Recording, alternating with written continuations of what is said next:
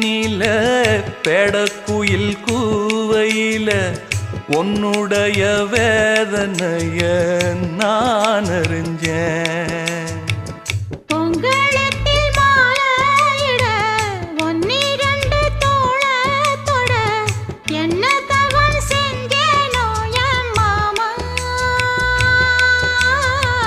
வண்ணக்கிளி கையத்தொட சின்ன சின்ன கோலமிட உள்ளம் மட்டும் வழியே நானே, உள்ளம் மட்டும் வழியே நானே.